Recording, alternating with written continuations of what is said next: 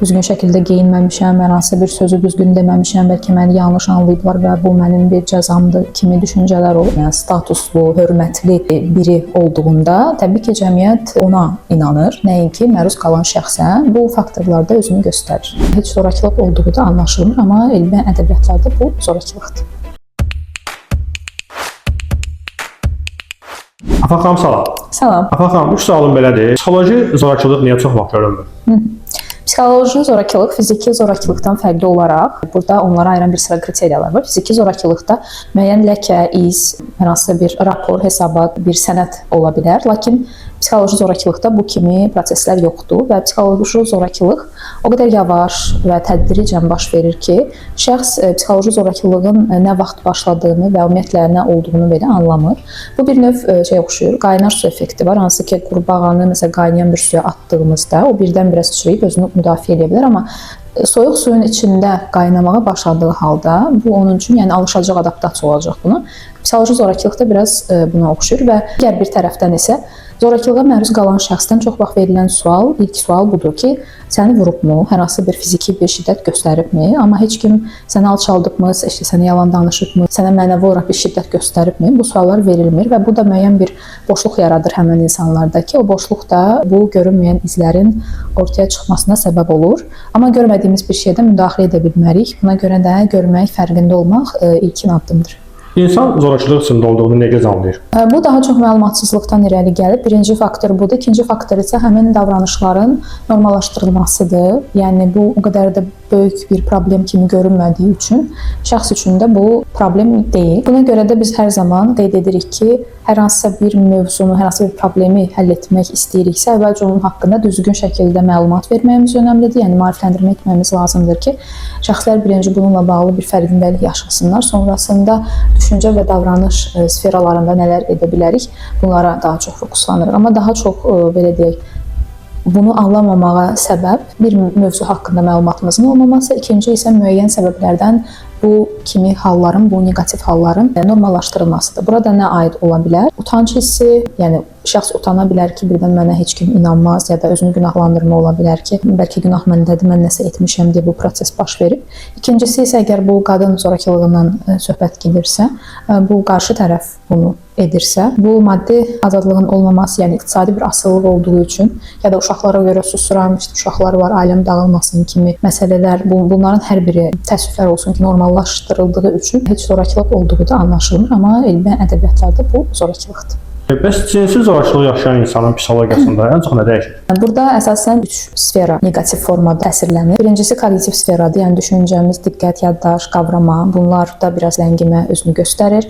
Davranışlarda ləngimə olur, həmçinin psixikamızın, yəni psixoloji sağlamlıq da birbaşa negativ formada təsirlənmiş olur. Bunu biraz daha genişləndirsək, birinci mərhələdə şəxsin özünə inamı dağılır, yəni özünə inanmamağa başlayır, etdiklərinə, düşündüklərinə şübhə ilə yanaşır və ikinci mərhələdə isə artıq özünü günahlandırma başlayır ki, bəlkə mən nəsə etmişəm, mən düzgün şəkildə geyinməmişəm, hər hansı bir sözü düzgün deməmişəm, bəlkə məni yanlış anlayıblar və bu mənim bir cəzamdır kimi düşüncələr olur. İkinci halda isə bu proses uzun müddətli davam etdikdə depressiya, posttravmatik stres pozuntusu və bir sıra başqa psixi pozuntulara da yol aça bilir və özünü necə göstərir? Həmin o hadisənin təkrar gözünün qabağından keçməsi, onu yenidən yaşayırmış kimi olması, bununla bağlı danışmaq istəməmək, bununla bağlı ümumiyyətlə unutmağa çalışmaq, şəxs dissosiasiya yaşayır, yəni ayrılır həmin prosesdən və bir növ beynimiz o hissəni bağlamağa çalışır. Çünki ora bizim üçün negativ bir təcrübədir və negativ şeyləri bizdə yaratdığı üçün oranı biz bağlamağa çalışırıq. Belə formalarda, yəni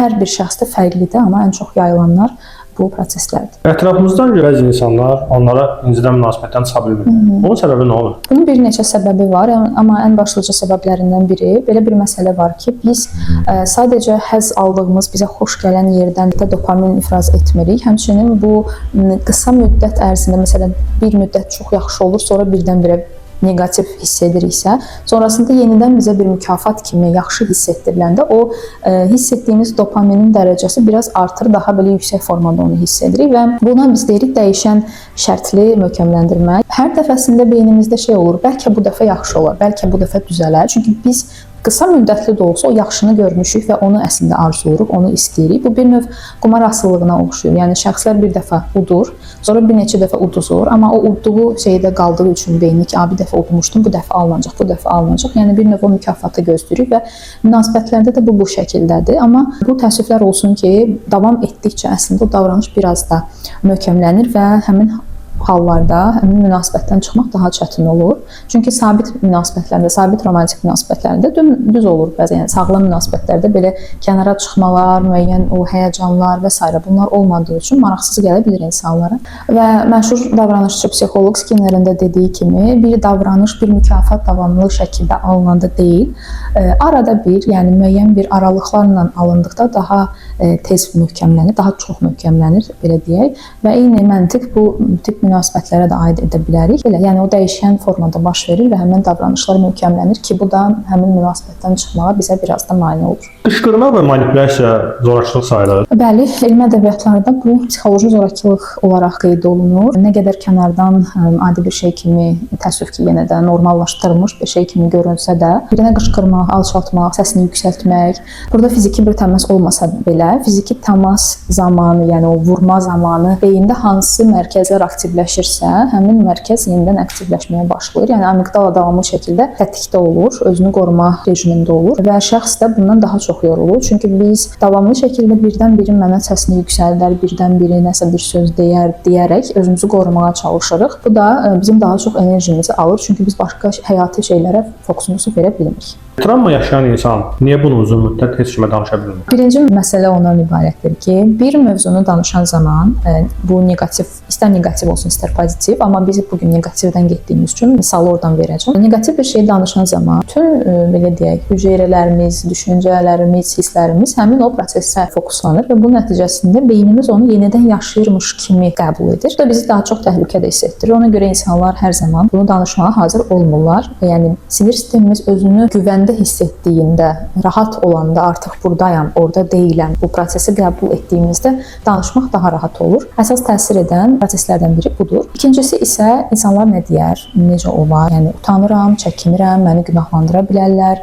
Çünki cəmiyyətin zorakılıqla bağlı münasibətini görür həmin şəxs və əgər kənarda biri bunu paylaşan zaman ona negativ bir reaksiya gəlirsə, tamam, o zaman mən də paylaşsam mənə də bu şəkildə reaksiya gələ bilər və mən onsuz da özümü pis hiss edirəm. Bunu paylaşsam daha da pis hiss edərəm. Çünki amma mənim dəstəyə də ehtiyacım var kimi düşüncələr gələ bilər. Amma ən əsas yəni paylaşmağa çəkinməyə, yəni ona gətirən səbəblərdən birincisi yenidən o şeyi yaşamamaq və yenidən o təcrübənin verdiyi hissləri yaşamamaqdan qaçmaq üçün olunan bir davranışdır. Bir insan zorakılıq görəndə özünü niyə günahkar hiss edir? Bu da cəmiyyətin zorakılığa qarşı o münasibətindən irəli gələn bir şeydir. Çünki çox zaman zorakılığa məruz qalan şəxs, edən şəxs kənarda qalır. Halbuki məsuliyyət ondadır, amma qalan şəxsin üzərinə düşülür ki, sən niyə açıq geyinmişdin, sənin gecə vaxtı küçədə nə işin var idi, sən bilirsən bu insan belədir, sən niyə onun yanında qalırsan kimi cümlələr daha çox ön planda olduğu üçün şəxs də bunu yəni inanır. Çünki inanc sistemi dağılır ən birinci o prosesə məruz qalanda və artıq öz-özünə şübhə etməyə başlayır ki, tamam, ola bilər mən doğru düşünə bilmirəm, bəlkə mən yanlış hiss edirəm. Əsasən də bu nə vaxt olur? Zorakılığı edən şəxs cəmiyyət tərəfindən qəbul olunan, yaxşı görünən, statuslu, hörmətli biri olduğunda təbii ki, cəmiyyət ona inanır, nəinki məruz qalan şəxsə. Bu faktorlarda özünü göstərir. Uşaq vaxtı görülən psixoloji zorakılıq böyüyəndə necə təsir edir? Yenidən bura müəyyən bir formada qayıdaq. Uşaqlıq dövründə olan zorakılıq halları birbaşa şəxsin psixikasına və onun şəxsiyyətin strukturuna təsir edir. Yəni o şəxsiyyətin çünki toxumları əkilir, qoyulur o ən erkən yaş dövründə və erkən yaş dövründə uşaq özü ilə bağlı, gələcəklə bağlı və dünya ilə bağlı müsbət inancda olmalıdır ki, mən yetərli biriyəm, yaxşı biriyəm, dünya güvənilir bir yerdir, amma başqa, yəni negativ şeylər ola bilər, tamam, amma dünya güvənilir bir yerdir, müsbət formada biz baxırıq. Həmçinin gələcəklə bağlıdır ki, mənim gələcəyim yaxşı olacaq və s. Amma əgər o erkən uşaqlıq dövründə bu inancların yerinə negativ bir inanc formalaşsa ki, mən dəyərsizəm, mən yetərsizəm, dünya güvənilir bir yer deyil, insanlara güvən yoxdur, mən bilmirəm gələcəyim necə olacaq, hər şey qaranlıq görürəm. görə görürəm.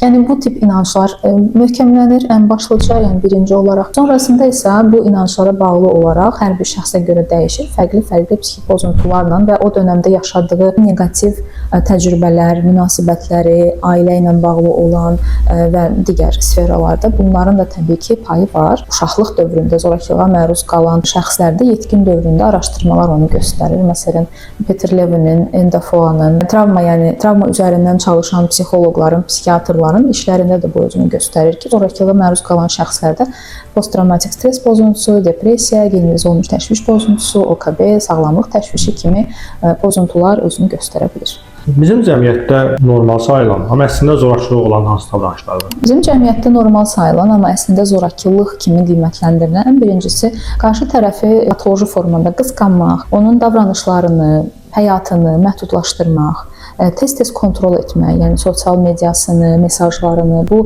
hər iki tərəfə aiddir. Yəni tək qadınlara yox, kişilərə də aiddir. Məsələn, bəzən biz deyirik, kişilər qadınları daha çox kontrol edir, amma qadınların da kişilərə etdiyi olur. Yəni bu hər iki cinsə aiddir, ümumiləşdirib deyirəm.